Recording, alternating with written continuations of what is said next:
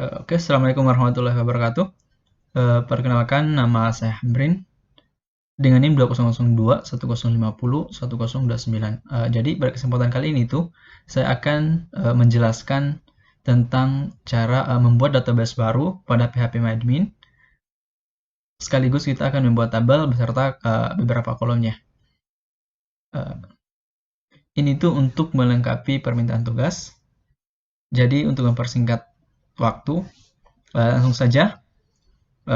Jadi pertama-tama tampilan yang akan pertama teman-teman temui adalah tampilan server PHPMyAdmin seperti ini. Kemudian silakan klik new di sini. Nah, kemudian create database, buat database dengan nama. Di sini saya beri nama NIM dengan NIM saya karena sesuai dengan permintaan pada modul tugas. Kemudian klik create. Nah, berhasil. Kemudian kita buat tabel. Nah, di sini kita buat tabelnya dengan nama mata kuliah dengan jumlah kolom 4 ya. Karena pada permintaan itu yang akan kita buat adalah yang pertama ada kode mata kuliah, nama mata kuliah, jumlah SKS ya. Kemudian yang terakhir itu ada semester. Nah, jadi kita butuh 4 kolom. Nah, di sini itu defaultnya 4, jadi tak perlu kita rubah-rubah. Namun jika teman-teman ingin membuat kolom lebih dari itu, teman-teman bisa ganti, terserah teman-teman, sesuai dengan kebutuhan kolom yang dibutuhkan teman-teman. Jika sudah, silakan klik go. Oke, ini ada 4 kolom, 1, 2, 3, 4. Kemudian tulis namanya, pertama adalah kode mata kuliah, yang kedua ada nama mata kuliah, kemudian jumlah SKS, dan terakhir ada semester. Kemudian untuk tipenya, untuk kode mata kuliah itu kita kasih varchar. Untuk nama mata kuliah varchar juga ya, jangan integer. Kalau jumlah itu pasti angka ya, jadi int, ini default, tak perlu kita ganti. Kemudian untuk semester kita kasih varchar juga. Kemudian pada modul itu ada untuk collection itu ada permintaan di mana itu meminta collection itu Latin 1 Swedish CI. Yang ini, jadi kita masukkan. Yang ini juga sama ya permintaannya. Latin 1 Swedish CI. Yang ini tidak perlu karena dia integer. Hanya ini Swedish CI. Oke. Pada modul tugas saya itu tidak ada permintaan primary key yang dijadikan primary key. Nah, kita lihat. Nah, di sini itu tidak ada yang dijadikan sebagai primary key ya. Tapi tidak apa-apa, kita akan coba buat sebuah primary key. Yang kita jadikan itu adalah kode mata kuliah karena syarat untuk dijadikan sebagai primary key itu adalah harus yang unik, dan di sini itu yang unik yang pasti adalah kode mata kuliah. Nah, oke. Jadi kita jadikan itu kode mata kuliah sebagai primary key.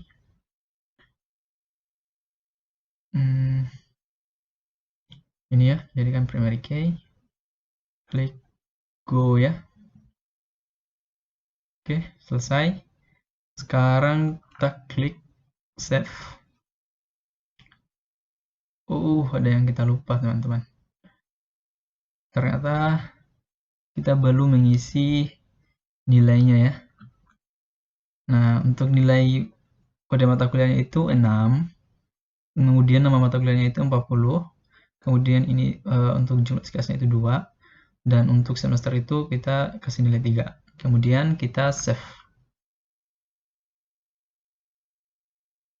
Nah, ini dia tampilan dari isi dari tabel mata kuliah.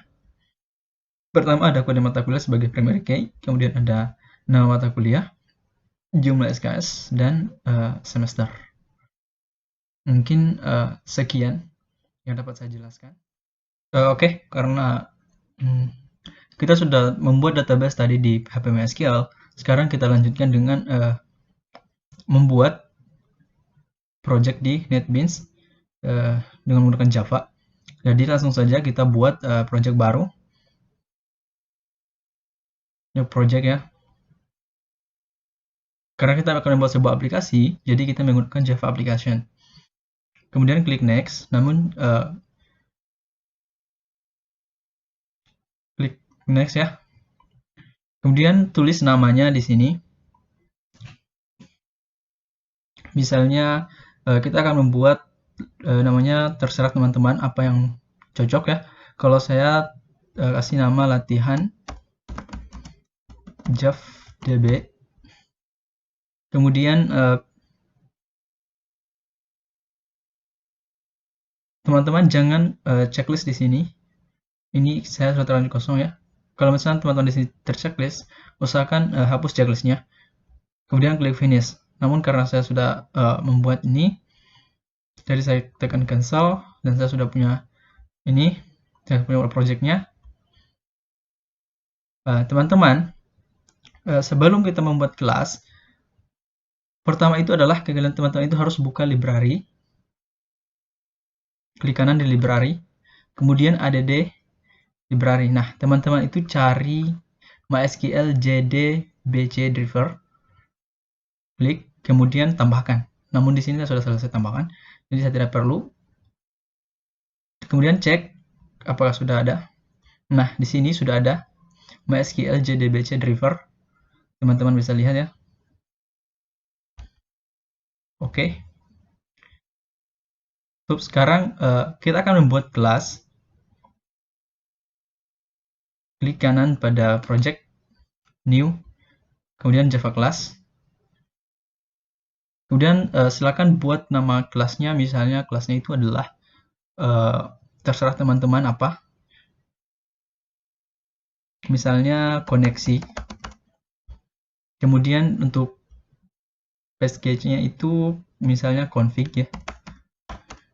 Terserah teman-teman mau isi apa. Karena sudah selesai buat, jadi saya tidak perlu. Kemudian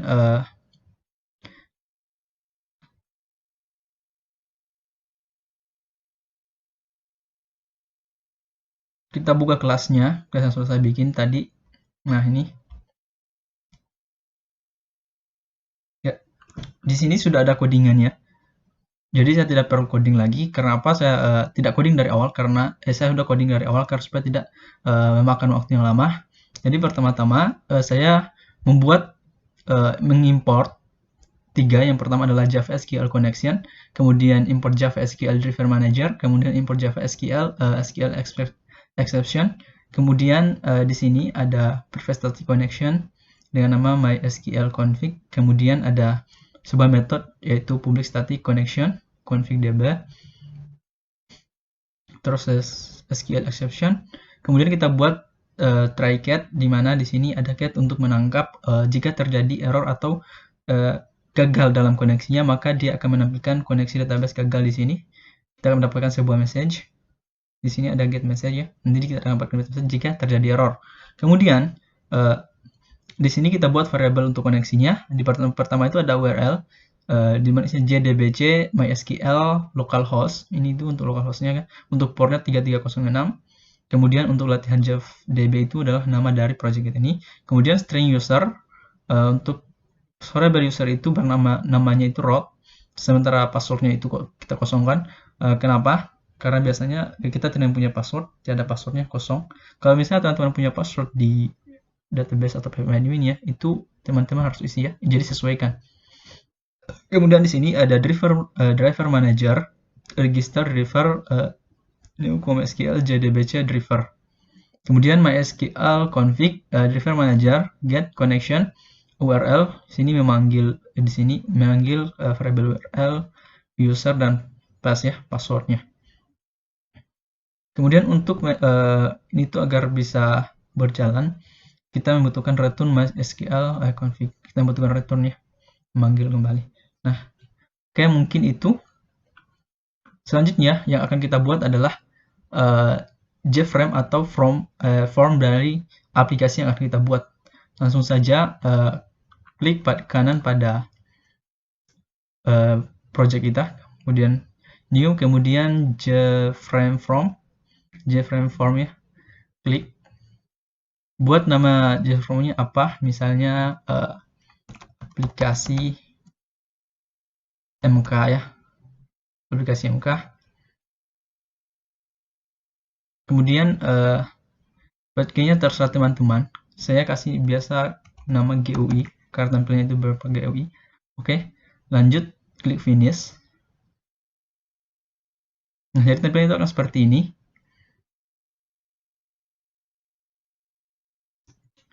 Ya.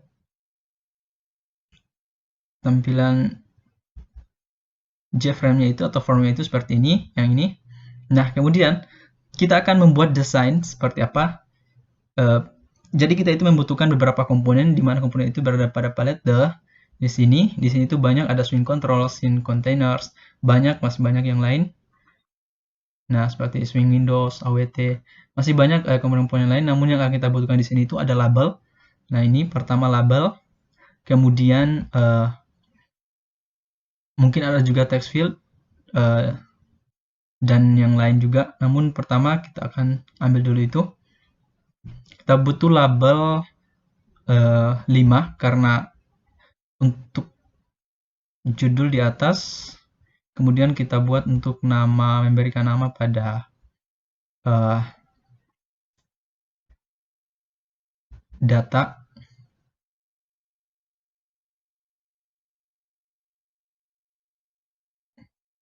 Kemudian kita butuh text field. Kita butuh 3 text field ya. Kita butuh 3 text field. Oke. Yang terakhir, kemudian kita butuh combo box ya. Nah, kemudian selain itu kita butuh button. Kita butuh 4 button. Ada button simpan, edit, hapus, dan keluar. Jadi kita butuh 4 button di sini.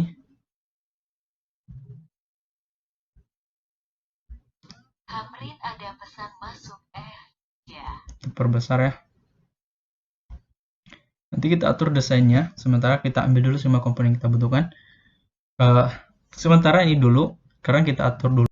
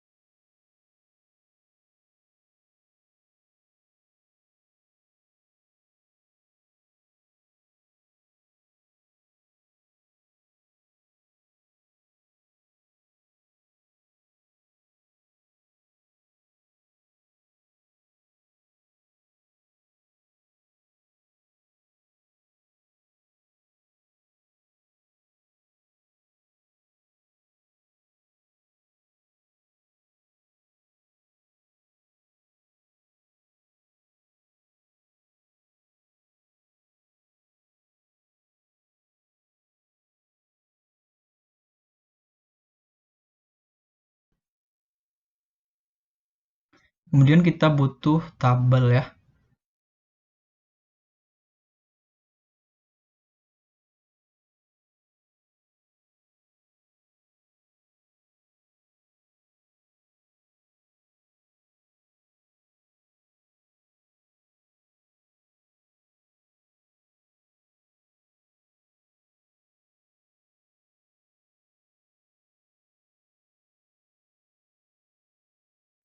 Kemudian kita ubah variabel agar mudah kita kenali itu untuk text field, nama mata kuliah, jumlah SKS, kemudian combo box ini, button dan tabel itu kita harus ubah variabelnya. Kenapa? Karena supaya kita mudah untuk ketahui dan kita kenal begitu. Nah, untuk pertama yang kita ubah itu adalah ini. Jadi silakan klik kanan, change variable name seperti ini. Misalnya kita ubah jadi tx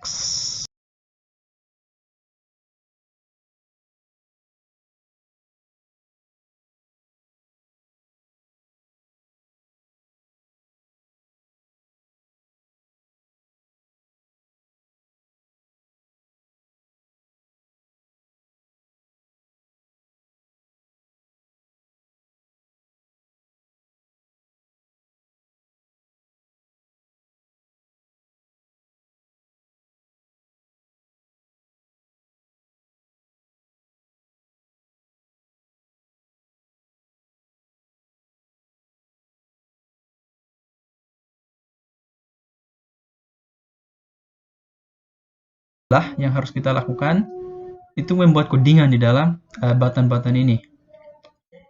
Membuat event ya pada button-button ini agar dia itu bisa kita simpan, menyimpan data, mengubah, menghapus, dan kita bisa keluar. Nah, sebelum itu kita lihat dulu tampilannya seperti apa. Jadi langsung klik saja.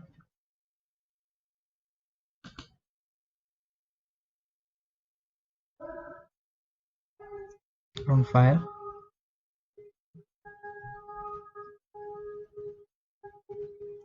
Tunggu.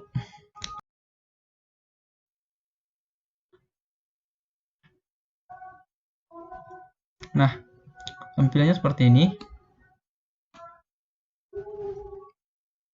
Kita bisa lihat ya, itu belum kita isi juga ini. Ada item 1, item 4. Nanti kita ubah. Jadi tampilannya itu nanti seperti ini. Cuman dia belum bisa buat apa. Mungkin kita bisa masukkan di sini seperti ini. Tapi belum memberikan efek apa-apa. Karena belum kita kasihkan coding di dalamnya. Kita belum berikan event di dalamnya. Jadi seperti ini. Belum bisa apa-apa. Oke, keluar. Oke, karena kita telah membuat desain dari aplikasi yang akan kita buat, kemudian kita juga sudah membuat kelas koneksi untuk mengkoneksikan aplikasi kita dengan database. Kita juga sudah buat. Oke, selanjutnya kita akan membuat event-event dari tiap tombol ini, keempat-empatnya ini, termasuk pada tabel ini. Itu kita akan buat event agar nanti dia itu bisa berfungsi, agar aplikasi itu bisa kita gunakan. Namun sebelum itu, saya ingin menjelaskan source code. Nah, di sini pertama saya jelaskan. Di sini saya menggunakan beberapa import. Ada import Java awt headless exception, kemudian import Java SQL connection, kemudian ada import Java SQL connection, kemudian import Java SQL exception, kemudian import Java swing JOption pen, kemudian import Java swing table default table model. Nah, ini tuh digunakan karena beberapa kode itu kita harus ambil dari luar sehingga kita butuh import. Nah, di sini pada public class data MK itu di sini kita buat sebuah metode yaitu dengan nama kosongkan form. Di sini itu fungsinya adalah untuk mengosongkan form, yaitu untuk mengosongkan text field itu agar kosong. Sehingga di sini kita isi dengan null untuk text field. Sementara untuk CB semester yang kita menggunakan combo box itu kita menggunakan set selected empties.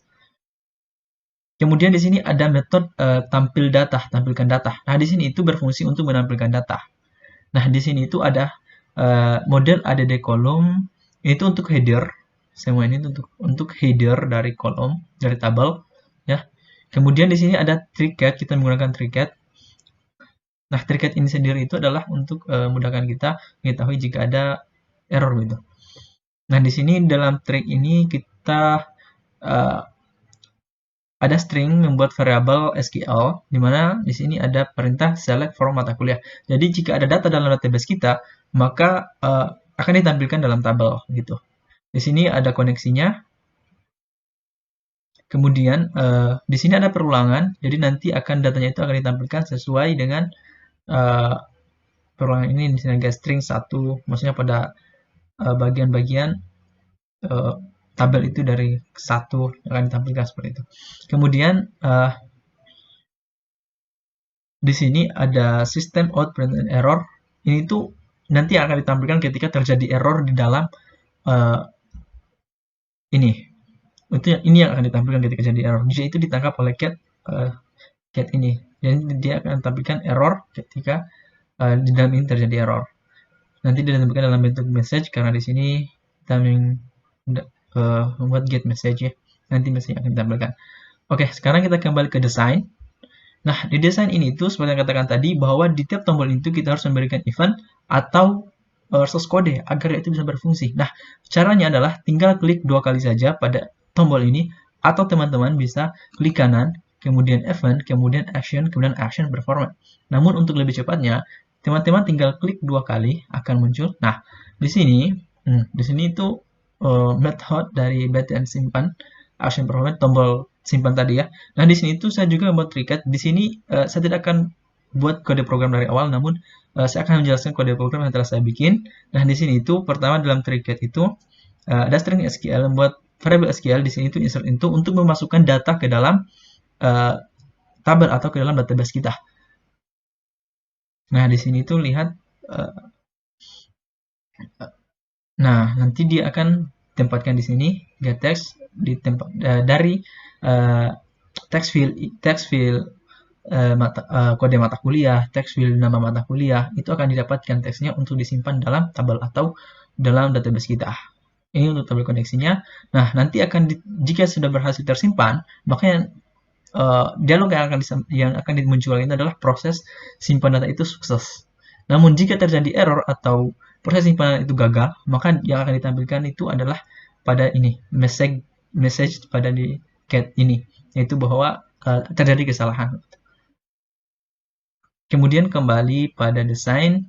Kemudian untuk desain ubah ini itu kita akan mengedit data yang sudah ada begitu. Namun karena di sini sebelum itu kita harus buat tabel ini itu ketika data dalam tabel ini diklik, dia itu akan muncul di sini. Muncul di sini di form ini. Untuk bisa kita edit atau kita ubah ada yang ingin kita ganti seperti itu. Nah, untuk itu kita harus buat dia eventnya itu adalah berbeda. Dia itu harus event kemudian mouse klik ke tabel. Nah, klik. Nah, ini dia. Nah, nanti jadi ketika kita menekan data yang ada dalam tabel, itu akan otomatis ditampilkan pada form yang ada di atas tadi, yang di sini. Nanti akan ditampilkan di sini semuanya. Data-data yang telah kita klik di sini. Nah, di sini itu bisa lihat string kode. Di sini ada variabel kode di mana tabel data get value baris 1. Misalnya untuk di baris 1 itu yang kita klik kan, nanti dia akan ditampilkan pada kode mata kuliah bagian text field mata kuliah. Seperti itu, set text kita akan menempelkannya pada bagian text field mata kuliah. Seperti itu. Kemudian kembali kita ke desain. Nah, setelah itu kita buat event lagi dari ubah ini agar dia itu bisa berfungsi. Langsung klik 2 kali saja. Kita lihat di sini. Nah, di sini update mata kuliah. Di sini itu update mata kuliah set KD matkul, KD mata kuliah karena supaya agak sesuai dengan nama tabel di database kita. Nah, di sini itu ini. Nanti bisa kita edit, kita ubah. Nah, nanti itu akan kita dapatkan teksnya dan kita bisa edit ya di desainnya. Nanti kita bisa edit di sini. Nah, jika kita sudah klik ubah tadi, maka akan menampilkan perubahan itu sukses. Namun jika tidak, maka akan menampilkan show message dialog itu pasti akan jadi kesalahan seperti itu. Nah, kemudian Kemudian kembali ke desain. Nah, termasuk hapus juga. Kita buat juga eventnya. Nah, dia hampir sama dengan tabel ubah tadi, cuma dia bentuk bedanya itu hanya di sini sebenarnya. Di sini itu delete ya. Kalau yang tadi itu dia update karena kita ingin mengubah. Di sini delete. Delete from mata kuliah where KD mata kuliah sebagai untuk yang dipanggil berdasarkan kode mata kuliahnya. Ini. Jadi nanti itu bisa kita hapus. Semua data itu cuman yang dipanggil hanya ini memang. Seperti itu. Di sini ada koneksinya, kemudian di sini jika berhasil akan menunjukkan hapus data sukses, namun jika gagal akan ditampilkan soal message bahwa ada masalah, seperti itu. Di cat ini akan ditangkap jika terjadi error dalam try ini. Oke, kemudian kita ke desain, kemudian terakhir ada tombol keluar. Tombol keluar, untuk tombol keluar sendiri itu tinggal kita ketikkan sistem .exit, kita kasih nilai 0. Sehingga nanti dia langsung habis keluar semua hapus. Seperti itu. Oke, semua sudah. Sekarang coba kita jalankan aplikasinya. Seperti apa ya? Oke, kita jalankan.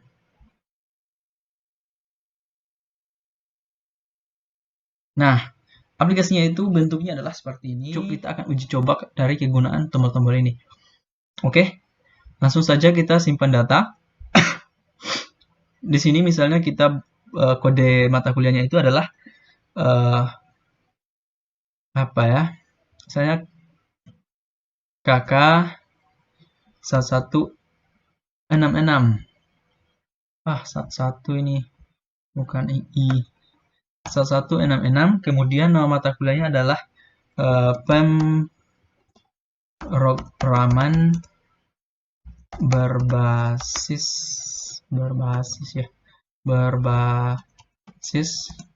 web